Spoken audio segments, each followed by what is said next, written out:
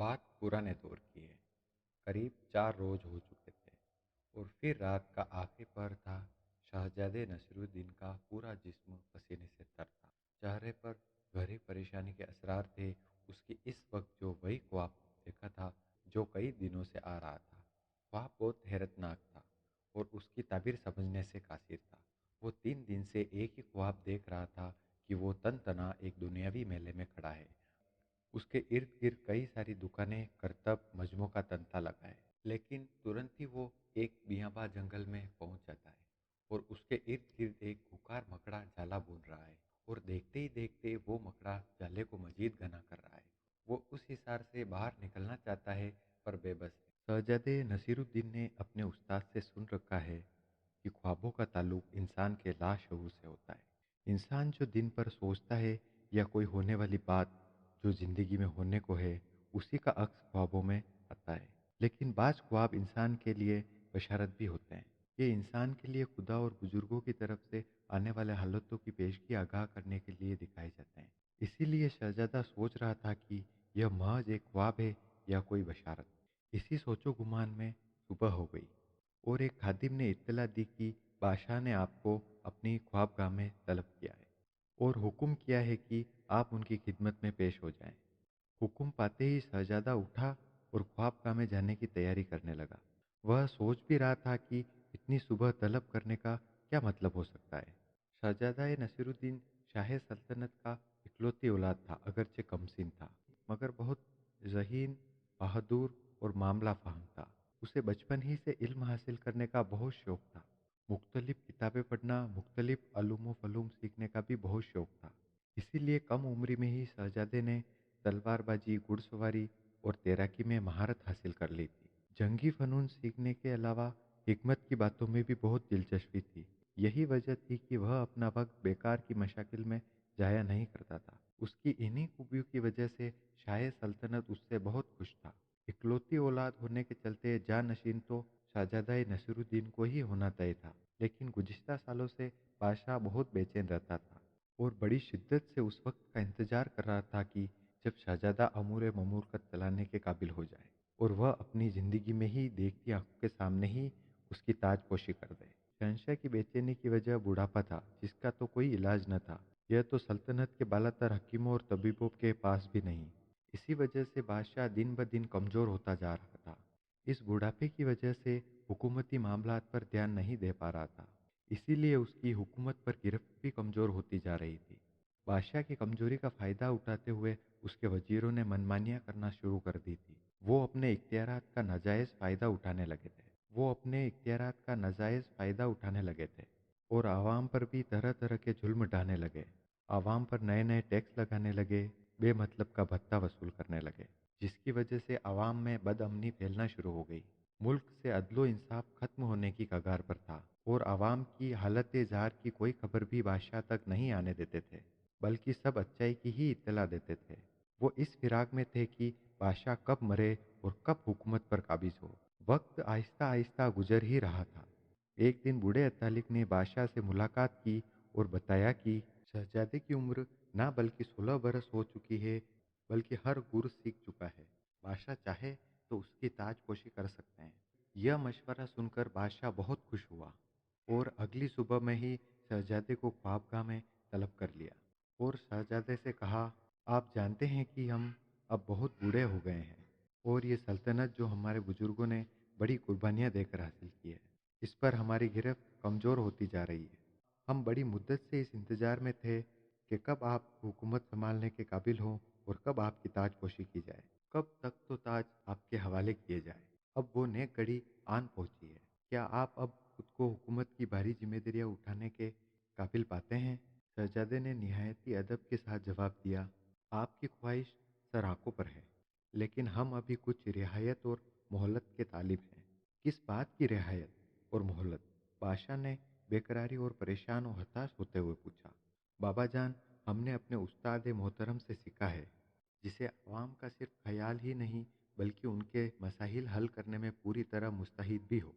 लेकिन हम महलों में रहने वालों को आवाम के हालातों की खबर वजीरों और खादिमों के महज कहे अल्फाजों पर ही हो पाती है। उन खबरों से उनके एहसासात हम तक नहीं पहुंच पाते। और यह तभी मुमकिन है जब हम उन्हीं हालातों से गुजरें। इसलिए हम चाहते हैं तख्त पर बैठने से पहले कुछ अरसा अपनी आवाम के बीच रहें, उनके दुख दर्द को समझें। बादशाह शहजादे का जवाब सुनकर हैरान रह गया और सोच में पड़ गया कि बड़े नाजों से पलने वाला शहजादा एक आदमी की तरह रहने का इरादा कैसे कर सकता है।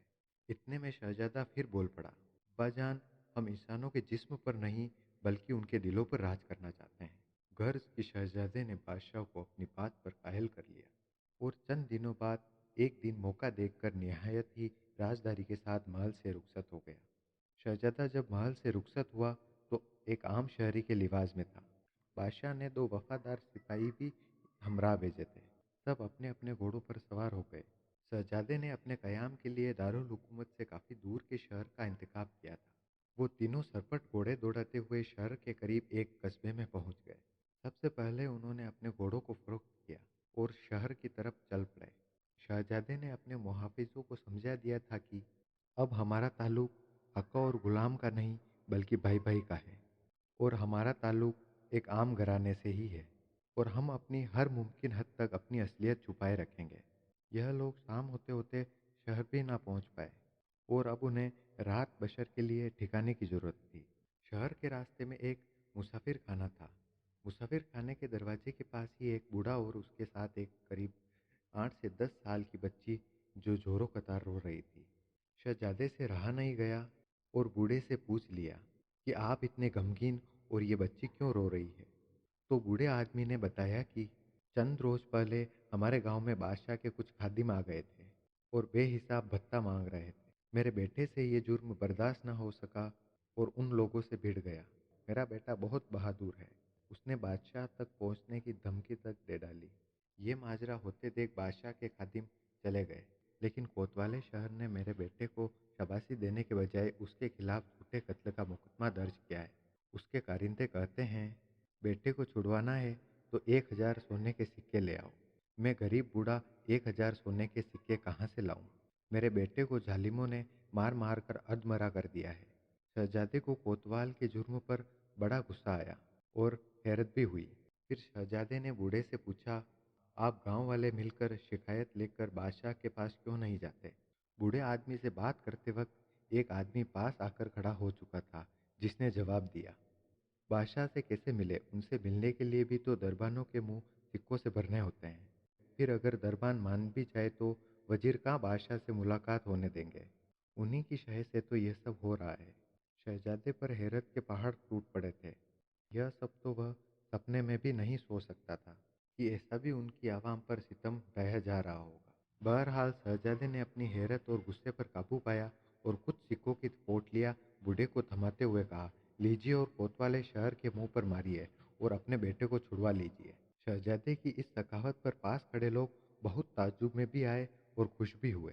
वो जो छोटी बच्ची रो रही थी बहुत खुश हुई और बूढ़ा भी वो पोटलियां लेकर शहर कोतवाल की तरफ चल दिया और शहजादा भी मुसाफिर खाने की तरफ अपने साथियों के साथ चल दिया। रात वहां गुजारने के बाद सुबह को शहर के बाजार की तरफ चल दिए। बाजार में उसने कई ताजिरों को, नौजवान व बूढ़े मजदूरों को भी देखा। वो भारी भरकम सामान अपने सर और पीठ पर ढो रहे थे। उनके हालात भी मालूम किया तो पता चला उन्हें दो वक्त का खाना भी बमुश्किल मैसर हो पाता है। अगले कई दिनों तक शहजादा गांव गांव शहर शहर फिरता रहा। इस दौरान उसने कई किसानों, मजदूरों, ताजिरों और मुख्तलिफ लोगों से मुलाकात की और उनके हालात को जाने और आवामी ज़िंदगी से रूबरू हुआ। तब उसे पता चला कि शाही मसनद पर बैठे फर्द की जरा सी गफलत आवाम को किस कदर सख्त मुश्किलात से दो चार कर देती है। तब वह बहुत मजबूत तरीन इरादों के साथ महल लौट आया। अब उसे अजीब ख्वाबों की भी समझ आ गई थी। दुनियावी मेला उसकी सल्तनत थी और फिर घना जंगल, आंखें खुलने और हालात देखने के बाद मालूम चलने वाला असल मामला था। और मकड़ा जो झाले भून रहा था, वो वजीर जो बादशाह के मरने के इंतजार में थे और आवाम पर जुल्म व सितम ढा रहे थे। महल लौटते ही बादशाह ने शहजादे की ताजपोशी कर दी। हुकूमत संभालते ही शहजादे ने उन सभी वजीरों और जुल्म ढाने वाले लोगों को कड़ी से कड़ी सजा का ऐलान किया। यह मसला कुछ अरसा और चलता रहता तो यकीनन आवाम बगावत पर उतर आती। उसके अलावा अब से बादशाह नसीरुद्दीन ने वजीरों के लगाए भत्तों को बंद किया और मजदूरों, दुकानदारों और ताजिरों को रियायत बख्शी, क्योंकि वो जान चुका था कि सल्तनत की असल ताकत उसके वजीर, बड़ी हवेली, सिपाहियों का झुंड नहीं, आवाम है, जो अपने खून पसीने से गल्ला उगाते हैं और सल्तनत चलाते हैं। उन्हीं की मेहनत से मुल्क की रियाया हत्ता के फौजियों का उमकाया निसार होता है। अगर ये लोग खुशहाल होंगे तो पूरा मुल्क खुशहाल होगा। तख्ते शाही पर बैठने के बाद कुछ वक्त के बाद ही शहजादे ने नए निज़ाम को कायम किया, जिसमें जहीन लोगों को भर्ती किया जो पूरे मुल्क पर नज़र रखते थे और खबर शहजादे को देते थे। फिर शहजादे नसीरुद्दीन ने काफ़ी अरसे तक हुकूमत की। अपनी हुकूमत के दौरान उसने आवाम का ख्याल ईमानदारी, अदलो इंसाफ से किया। उसने अपनी तमाम ज़िंदगी अपने आवाम के दिलों पर राज किया। करता भी क्यों ना, उसने बड़ी मशक्क़त से आवाम की हमदर्दी दिल से उनके बीच जाकर जो सुनी थी।